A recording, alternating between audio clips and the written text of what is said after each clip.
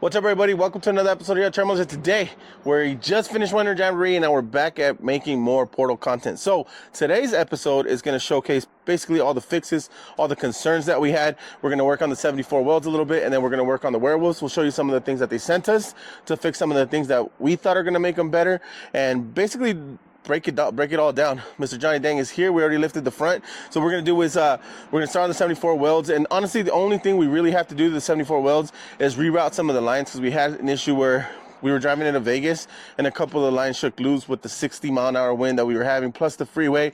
Some things kind of moved around. It was touching the tire, cut into them, and then one of the O-rings was starting to leak. So we're just going to check those things, make sure we seal them. Those are all really minor, simple fixes. But 74 welds has been awesome. They're super quiet. I really don't have any issues with them other than, you know, the install process. You guys can go back and look at my thoughts. The Werewolf one, we still have quite a bit of things to do. We had to change a couple things. He did, Rob over at Werewolf did send us all the stuff we needed. So the back was missing covers for the axle. So we went and we put some like these rubber stops for now, because he didn't have it in the kit. You could see it right there, but he ended up making some. So we're just going to RTV it, put it in there, bolt it with the correct bolt, and then that's it. He also did send us a set of catch cans. So we're going to copy basically the way 74 Weld did theirs, and they routed it. We're going to put catch cans in the back. We're going to put one in the back, one in the front, and we're going to knock that out. Other than that, these are just some extra hub nuts. Everything is pretty simple. He also did send us some clips so we can reroute all the hoses on that one also. One of the things that I like about the Werewolf versus the 74, it gives you a little bit more space just because it pokes out a little bit different. The way the box is built, it isn't so close to the rim. With a 74 Weld, it's a little bit tighter, and that doesn't make a big difference. Again, it's just all routing, but you can see we even zip tied a line there just because we hadn't routed it correctly. So we're going to clean all of that up so we can start driving these things, putting them through some work, and then really going through it. But other than that, again, we're just going to go through the process. We'll show you what we're going to change, and that's it. We did end up putting fenders on this, so it's the only two-door on Portals, I think, here in the States. I know that there's 2 or 3 more two-doors that have the Fun Haver kit. We were able to locate one and put it on. So shout out to Fiberworks and Lauren Healy for getting me a set of these, because I think the Bronco looks super sick now. And once we clean it all up, get a new modular front bumper, get a new rear, get this whole bad boy wrapped, I think it's going to look super sweet. We also have to adjust coilovers, do some things there. So I'm going to talk to Radflow and get this, because I want to drop it. I still want to drop it another couple inches just to make it settle a little bit better. I would like to get the center of gravity a little bit lower too. So that's something that we're working on. But quick fixes on the 74 Weld. We're going to change a couple O-rings so it's not leaking from the front, and then we're going to reroute the hoses up front, and then that one should be done, ready to go. They're going to take this one out to Hammers, put some lights on it, do some things. And it's also going to be towing the race bug, so we'll have it out there so you guys can see it. And then this one's going to go through a couple more things. Again, we're going to put the ABS axle covers, put those on, put the cans, move a couple things. But everything is broken in and ready to go. These ones are a lot louder just from driving it on the road right now. From talking to Rob and Werewolf, they said they are going to quiet down quite a bit. I doubt that they'll quiet as much as those ones, because you can't even hear the 74 Welds, which is kind of nice. But I really don't care, honestly. Turn up the radio, you can't hear anything, and we're good. But we're going to go ahead, dive in. We'll show you the process. And then after this is done, this is going to be a quick episode, just cleaning up those rough edges.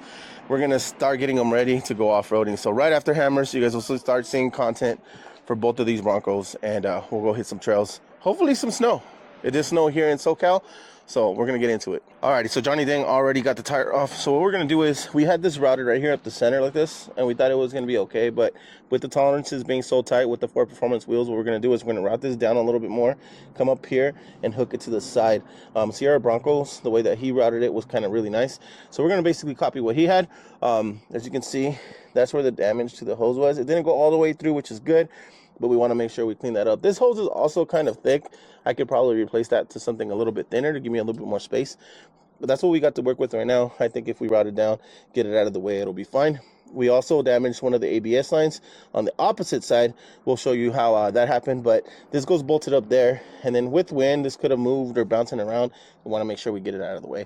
So that's the only fix on this really that we have to do. And then this ring right here was leaking. We took it off, tightened it, make sure we did it correctly, and we'll see if that holds. If not, we'll just have to replace that with a better ring, and we should be good there. Alrighty, team. So what we did is we cleaned it all up, made it a lot tighter. put it all against the case, make sure that nothing's going to move. We put an extra little holder here for the vent line. Then we did the ABS here next to this brake line, and we put an extra clip there. So it just keeps everything a little tighter, closer to the arm, again, because the Ford Performance wheel is a lot tighter. If you do have different rims, there's a good chance that maybe you won't have to deal with that.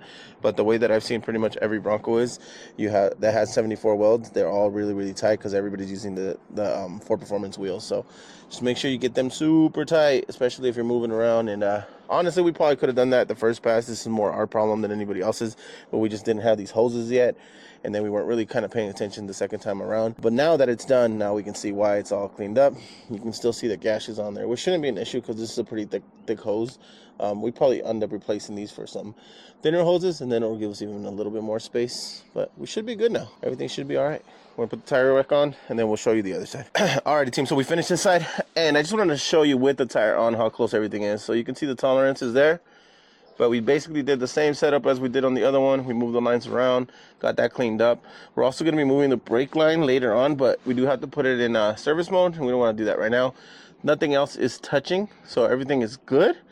So yeah, 74 well portals are pretty much all set up. The only other thing that we noticed is catch can had quite a bit of oil in it, so we're gonna make sure we empty this, make sure we clean it all up, and we just want to make sure it's not leaking anywhere. So we're trying to clean up any spots that had a little bit of residue to make sure that when we drive it, everything's doing good. Right now though, 74 well portals are all done and completed. I think Marky Mark might be changing spring rates on this later, but for right now we're just going to leave it as is, and it'll be out at Hammers pretty much for the whole week. So if you want to go check it out, it'll definitely be out there. Hit us up and we'll let you know where it's at so you guys can check it out. But there it is. That one is complete. Now we're going to work on the Werewolf. Alrighty, team, so on the Werewolf boxes, we're going to do a couple more things. We do have a little bit of oil here, so we're going to check where that's coming from, and then we're going to reroute this whole thing. We do have a couple of these zip tie sticky things. That's one of the downsides from this portal box and the other one. This one doesn't have holes, so I guess I could drill some out and put some of those tabs to get everything hooked up and out of the way. So we're going to have to kind of mess with this a little bit to reroute everything out of the way, because right now, as you can see, we ghetto fighted and just did some things to get it out of the way, but we want to make sure we clean all of that up, and then make sure that there's no leaks either. Rob did send a few things that we can use. He sent some clips out over here too. He sent us new crush washers, so we're gonna make sure we put those on. We're gonna put these clamps on, and so we can get everything routed and out of the way. So we're gonna mess with all of this to get it corrected. But again, that is one of the downsides from this A-arm, considering that the other one has little holes. They give you the clips. It's a little bit nicer and cleaner, but we'll make it work. We're gonna clean this up. Alrighty, team, so that's the final product there. So we routed it there, put a 3M in there, put a 3M right there, 3M right there. And these little connectors have like a zip tie hole, so we just put zip ties in between it. And hopefully it holds, but I think eventually we're either gonna weld some pieces on so we can get them in there and not move them. It depends on if these stay or not. We'll keep checking on them to make sure that they don't fall off and things like that. After we do some desert running, you know, mud, snow, water, all that stuff's gonna start hitting it. More than likely they're gonna fall off, but we'll either do that or we'll drill it in and then put a little clip just like the 74 welds have. But there it is. That's done. We cleaned it all up, resealed everything. We're gonna put new crush washers in here and a new crush washer in there and clean it up. All right, so the front is done. Now we're gonna move on to the back. So the back fix was this plug right here. So when you did the swap on the portal boxes, the ABS goes on the box, and then we didn't have anything to cover the axle, so we put these tubes in there, which worked. It plugged up everything and it kept it in there, but they sent us some new ones, and it looks like this. It looks like they machined a piece of metal and then they welded this little piece on top. So what we're gonna do is put some RTV on it, and then it actually has a hole for the original bolt, so we're just put those in there. This will cap that hole, and then the back will be pretty much finished. And then the only thing we have to do now after that is reroute the lines and put catch cans in it. The issue that I was having with the ABS, like I said before, one of the boxes was rotated, so we just had to rotate it around the other way, which was a headache for us because we had to take one apart, rotate the whole ABS because they have to be facing forward. But that's where the problem was. So it wasn't really the portal box, it was just our error. But because we're learning it, those are things that are going to happen. So make sure if you do get a set of Werewolves, they're all facing forward with the ABS, because that's the way it's supposed to be routed. But the back is pretty simple fix. We're going to knock that out, reroute everything, and then put some catch cans, and then it's a wrap. Both portal sets should be completed and finalized. And then what we're going to do is we're going to put about 1,000 miles on each one. We'll do a little bit of street. There's snow now, so possibly get them out to the snow if hammers permits. This one did just get fenders, so I do have to send it into the shop to do some work to it, but I plan on actually wheeling it before I send it in for wrap, just so you guys can get some extra content before we do the final sit in the shop for 2 weeks before it comes back out. But I'm excited. I'm pumped, man. I'm pumped for the portals, pumped for the rest of it. And we still got to mess with the suspension on this one too, because what's happening right now is my lift, the spring is not big enough. So when we try to lower it even more, the spring floats at droop. So we got to make sure we fix that. So yeah, just keep that in mind. When you do go portals, you might have to mess with your suspension a little bit just to make it work correctly. On Mark's, the springs were big enough, so it worked out. But because mine was a custom set, it did not. We're going to definitely put some work in and adjust all that. But she's looking good, man. I'm excited to drive it. I'm excited to have it out there and show you guys with it, man. But there it is. We're going to wrap this up and close it out because it's getting cold and we're losing sunlight. Boom. All right, just so you guys can see, that's the actual plug right there. So as you can see the little plug. So what we're going to do is just remove that. That's the upper side. We already did the other side. Johnny, let's go show them how it looks when it's finished. And then that's the plug when it's completed. So yeah, simple fix. They're going to include that with the kit too. So if you do get it for a Bronco, it'll come with all the stuff that I'm doing. He'll have it in the kit, and he's actually even going to throw some oil and stuff in there from the last conversation I had with them. So just give me the heads up. There it is. Alrighty, team. So we got the front done yesterday, cleaned it all up, and then we ended up going to dinner, and it got really dark on us, so we decided not to do the back till this morning. And all you're going to do is you're going to use the catch can to basically use it as a breather and to recirculate. So both hoses are going to come out of here. One's going to go to one side, the other one's going to go to the other side, and then you're going to put the filter up top. And then you can sporadically check this, but all this is doing is transferring the oil from here back and forth to each one of the boxes. That should prevent all the leaking in the rear, because right now you can see just from driving it around a little bit, the back still leaking a little bit, just a little annoying, but we're gonna get that fixed right now. We have the hoses exactly where the 74 Weld hoses are, right tucked underneath. We don't have the 74 Weld bracket, which is really nice. We do have the bracket that came with the catch can, so we're gonna see if we can figure this out. Honestly, it should mount just on a single bolt, so we should be able to do this, but stick around. I'll show you as we go. I'll go down there, show you how I have it now, where it's leaking, and then we'll put a can and see if that changes anything. That's probably what's been the most annoying part of both of the setups. Mainly on the Werewolf is we're still trying to figure out all the fittings. There's a couple little pieces that they still didn't even have here, where the 74 Weld is pretty much complete, and they already figured all these things out. The 74 Weld O-rings up top in the front did leak on the passenger side. We just swapped it out, put a new O-ring in there, and it seemed to be fine. So we're gonna drive this around today too to test, to make sure all the lines are not touching and things of that nature, so it's ready for hammers. But we're gonna dive back into this one, do the back, and then we'll close you guys out. All right, team, diving right into the back. You can see where the hoses are right now. That is the highest point we can put them in the back, and unfortunately they're still leaking. So what we're gonna do is we're gonna remove those, put them on the catch can, and figure out how we can mount the catch can out of the way. We might have to tap into that piece of steel right there to make it work, but we'll put the catch can up and see how it works from there. Alrighty, team, so on the back of the Werewolves, what I'm gonna do is this bracket actually comes with the can. So what I did is I drilled it out right there, and in that same spot where I had the hoses, I'm just gonna put that in, and then we're gonna put a nut right underneath here, tying that with a washer, and this will sit right up top and it'll hold up just like that. So with the 2 bolts in, I put Loctite and stuff, the hoses will go directly to that, and then this will sit right on top. It'll probably move just a little bit, but once the bolt gets in there, I don't think it'll go anywhere, so I'll make sure to check that out. But that's what it looks like, man. I'm sure most of you guys have done a catch can. These setups are pretty simple to work with, but I'm gonna get down there, tying this up, then I'll show you what it looks like when it's complete. All right, team, so I got down here, routed all the lines, got the catch can in its place. So the only difference between this catch can and the other catch cans for 74 Weld is the bracket system. The bracket system that 74 Weld does have is a lot nicer. I pointed that out already. I had to kind of, make my own. You can see it on the back side there. It's just the factory bracket that comes with the catch can. We was able to mount it on the bolt that comes down from the top, and I just found a nut, and it works. Everything's there. It's secure. It's not going to go anywhere. It'll move a little bit, but it's not a big deal. Nothing will break from it or nothing like that. So the hoses down should keep anything making a mess. It has a breather on top. Everything should be good there. So all we have to do now is get all the lines kind of cleaned up, zip tie them out of the way, And then after that, pretty much I'll give you my closing statements. We'll close out this video. This one is a short one.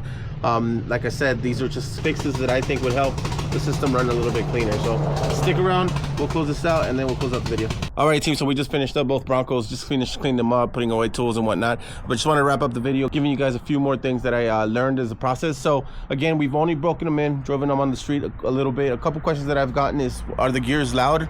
The 74 Welds are literally non-existent. You can't even hear them, where the Werewolves are a little bit louder. I did speak with Werewolf and Rob, and they said after the braking process, they're going to quiet down quite a bit. So I'm looking forward to that, because right now it sounds like you hear like almost like a turbo noise as you're driving them, which is okay. I mean, as long as they're working the way they're supposed to be, I don't really mind it. Once you're on the road and whatnot, you turn on the radio, you're talking to people, it doesn't even matter. And then off-roading, we haven't really done any of that, so we're going to be breaking them into that. But right now, we were just trying to get all the hiccups and everything out of the way. 74 Weld, now as I've driven them, the leaking problems, ABS, all these little things, minor things that I had to do, their kit is complete the way it should be. A couple little things were missing, but they say they normally do ship those things out. So it could have been a hiccup in quality control, where I didn't get the hoses, didn't get a couple things, but it still stands. It's still very annoying that I didn't have them day one, because I planned the whole weekend over it, didn't have the stuff, and it sucked. But we're here, it's all fixed, that's all completely done. The Werewolf, again, had a couple things that we still had to get machined, just kind of cleaned up. So it was kind of a headache, honestly, dealing with all of that, getting things sent back and forth. But now that it's all put together, we're going to drive them, find out if there's any other hiccups. Rob is super cool, though. He has been on the phone with me, sending me the things that I needed. Everything has been checked and corrected. So now we're just going to go wash it, get these fenders on, go get it fixed. And then we're going to head into the off-road portion and see what the differences are. Suspensions, I think still, if you do go portals, you still have to mess with the suspension to make them sit right. I think just putting them on and just riding them out is not the best move, in my opinion, because they do drive a lot different. Now that I've driven both of them, once you put the portals on, obviously it changes the height, changes the center of gravity. Things of that nature do start affecting the ride quality. So I don't think it's a $20,000 put it in and you're fine. I think it's $20,000 in and then maybe like $5,000 in shocks or some tuning, and to get it kind of dialed in and corrected. So just keep that in mind if you are going the portal route. Even though you are going to get the height, those things are going to help you. Rock crawling wise, I think, yeah, you're going to benefit a ton. Drivability on the road doesn't seem to be too affected. They seem to be okay, but I think after you swap them out, you can't just keep like a Sasquatch Bilstein setup. I think you actually have to upgrade your shocks a little bit so I could ride a little bit better. But all this said is done. You know, they both had their pros and cons. I still think that the 74 Weld portals are a little bit better right out of the box, but they have been around longer. They are sold here. It's easier to work around with, where the Werewolf ones were first set here in the US that we're messing with. So there's hiccups there. Just like anything else, when you're the first of anything, you're gonna find the hiccups, you're gonna find the weak spots, you're gonna find those things. But that's what we're here for. I'm here so you guys don't have to deal with the headache. And by the time you guys get yours, if you do decide to go Werewolf, you'll get everything else that you need in the kit. Rob's working on his end, so that way the kit is complete when you get it. The two big pros and cons that I think right now, even without wheeling it, is the CV part, where the Werewolves, you have to take it apart, and if you do break a CV on a trail and it's one of those things where you have to remove the CV, you do have to open up the box, and opening the box in the middle of a trail would kind of suck. Carrying gear oil, carrying all the things that you need, plus opening it in dirt, and you're not supposed to have any dirt in those boxes. They're supposed to be super clean, full of oil, and that would be kind of a nightmare, where these ones have a pocket, you could just pull the CV out. The only other one that I could see that differentiates the two quite heavily is the Werewolves do give you a better reduction. It's 33% versus 22%. It all really depends on what you plan on doing with it. Right now, they both feel about the same. They both have 38s, both have same wheels, same everything basically. They're both two doors. I'm even removing the racks and everything out of mine, so that way the weight is all the same. I'm doing my best to keep it completely even, other than the fenders, obviously, because you know the Bronco is going to go through a new look anyways. Those are the two biggest differences from both of the portals. Obviously, billet and steel, the weight is always going to be a thing. I think these ones are, the fronts with the A-arms are 113 pounds, where those ones were like 75 pounds. 74 Welds obviously are lighter, but they're also $5,000 more. So it all depends. It all depends on what you want. I think the weight's going to help the front end stay down on the two-door, which is going to be super helpful because of the short wheelbase. But we'll see. We'll see. This is again, this was just a short video just showing you some of the fixes, and we're going to start driving them. We're going to let that one go to King of the Hammers. It's going to be driven around for photo shoots and whatnot, but it's going to see dirt, it's going to see some whoops, and we're going to see what happens. And then we'll take this Bronco out as soon as we get her fixed up. For now, it's going to see the road quite a bit, and then it'll get refreshed, hopefully a new wrap, and then we'll start taking it out to the road and really putting some miles on her and testing if they both fail. Honestly, we're gonna start testing if they even fall apart or not. I honestly don't think I'm gonna have any issues. We're gonna cycle everything the way it's supposed to and do the oil changes the way we're supposed to. We're gonna put 1,000 or 2,000 miles on it before we drain the boxes and see if there's any metal shavings, things of that nature, and then we'll see if we break any CVs or tie rods as we drive it. I plan on doing all of Big Bear. There's 5 trails up there, and 2 of them are pretty difficult for a Bronco. So we're gonna go out there, put them on those trails. We'll probably do it all over one weekend and then bring you guys videos as we go, and we'll show you if there's any brake failures, hoses being torn, the drivability. Myself, Johnny Dang will probably go out, and then we'll also bring it out to people that own Broncos, have them drive them and see if it's even something that they might consider getting. So again, Werewolf 74, and we also have a type of setup that we'll be putting some miles on. We'll give you guys all the feedback. I know there's gonna be, can't make everybody happy. You guys are gonna think I'm one way or the other. I'm still entitled to my opinion, but we're gonna put a beating on both of them. We're gonna find out if they both do their thing, and honestly, we'll see if it's even better than a straight axle. So that's it, man. Make sure you like, comment, subscribe, follow us on Instagram, YouTube, Patreon. Go check out the Gatekeepers podcast if you haven't already. Consider buying a t-shirt, helping the channel out. We're going to continue to bring the heat. We do plan on going to EJS. King of the Hammers is next, and we're going to be doing some things, man. Class 11 is also coming. We have a bug. You guys will see more here in the future. There's a ton of things going on. This channel is going to be going left, right, up, down, everywhere, man. So appreciate you guys, and we'll see you next time. Peace.